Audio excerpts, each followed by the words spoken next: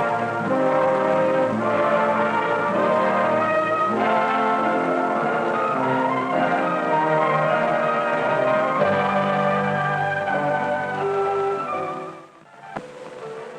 here we are inside a pet shop filled with animals and birds. Of course, you know that's a lot of work to take care of those animals and birds. They have to be fed and watered every day. And here's the proprietor of the pet shop with a human helper and perhaps a little more. Here's a dog by the name of Spike. You know, it's just an ordinary looking dog, rather good-natured looking dog, I'd say. And a monkey, of course, which you often see plenty in a pet shop. You know, there's a question that has never been settled as to which is the most intelligent animal outside of the human race. Many say dogs are very intelligent, and others say the monkeys are very intelligent. And there are others who have different nominations. I think we might look into that just a little bit. Now, here's a problem for a dog. Behind the wire there, the bone is put outside where it can just can't get it. Now, the dog goes down, finds a hole in the wire, and has the bone. Now, if we give a monkey a similar problem, put a banana outside the wire, the monkey is in the same awkward position as the dog was before. Just can't quite reach it. Now the monkey wants that banana and has to put on its thinking cap and try to figure out a way to get it. You can almost see this fella putting on his cap. Come on, think fast. Well, he solves it the same way. Goes down until he finds a hole in the wire and then gets the banana.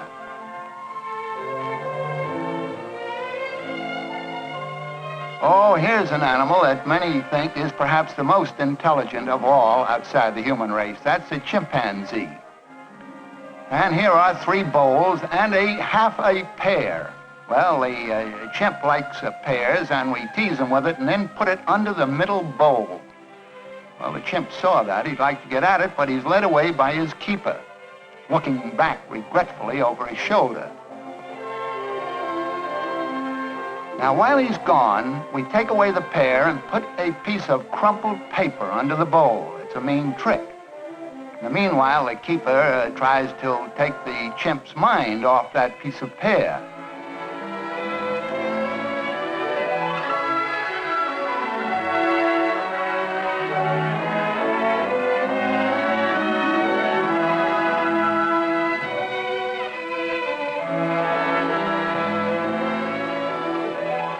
Now, when we lead the chimpanzee back to the bench, he goes right for the middle bowl, you see, where the pear had been hidden. Of course, he's disappointed to get nothing but a paper. Now he's looking for that pear.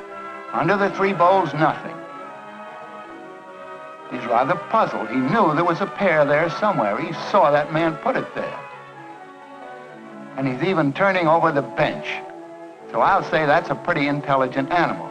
But I know the debate as to which is the most intelligent will probably never be settled. So we'd better go back to the pet shop where we find that all of the inmates do not get along very well all of the time. That's a porcupine there in that cage.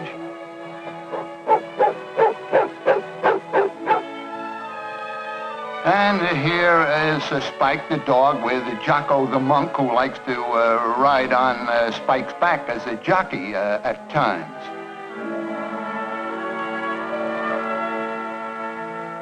Well, now you see, they certainly get along very well. Now this is in slow motion. The dog has been instructed to take the basket with the cat in it back to the house.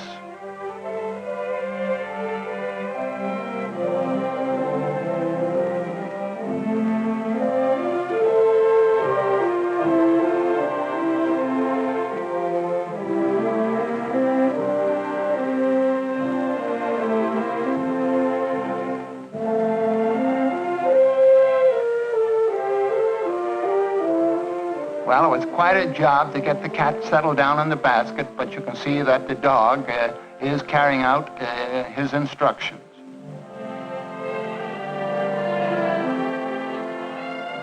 Now, there was the dog bringing the monkey out for a sunning on that bench. And here's a little owl on the dog's back. It's a young owl. You can tell that by the pin feathers.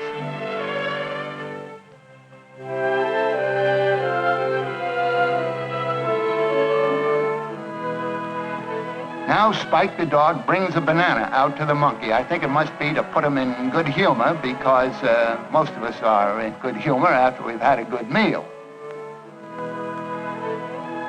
So there must be method in what Spike did there.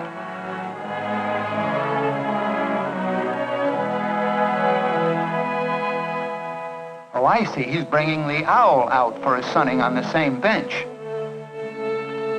Well, I don't think those two are boon companions. I knew it. Jocko says, go on away from here. Well, the owl says, I have just as much right here as you have. I think I'll stay. Well, here comes Spike back to take charge.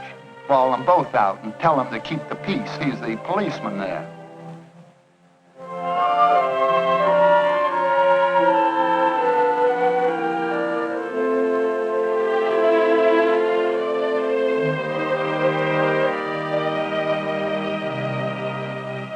Well, Jocko sure does like to be a jockey. I wonder could he get a license from the jockey club. Here's the man out in the garden looking at his outdoor cages. Uh-oh, the top of a cage is open and the inmates have escaped. Well, he calls for Spike immediately, tells him that some of them have gone and Spike is to collect them. Well, here's one of them. That was a tortoise. Rather odd thing for a dog to collect, but he did it. Now he's after another refugee, which is a snake. That's a collared adder. It is not a venomous snake. And here is Spike picking it up. Another odd thing for a dog to carry.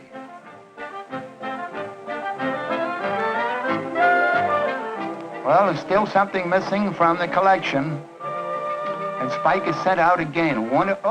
What's this going to be, a fish? No, a young alligator. Well, that's in slow motion there. Don't tell me there's anything more.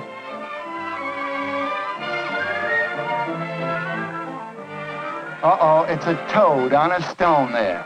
Oh, that's a nasty job because a toad exudes a substance that is very untasty. Well, I think Spike, he turned that job down. Oh, here's another job he has, to carry that basket into the house, and he finds that a hen and her chicks are in there. Now he has a problem getting them out.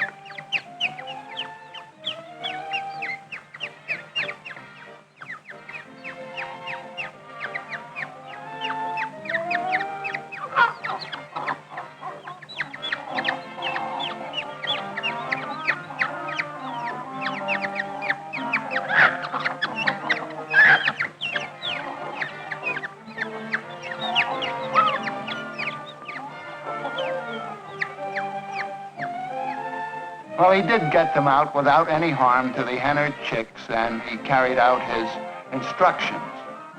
Here's that porcupine is a little bit selfish about that food bowl there. He's not letting the other animals have any share in the dinner.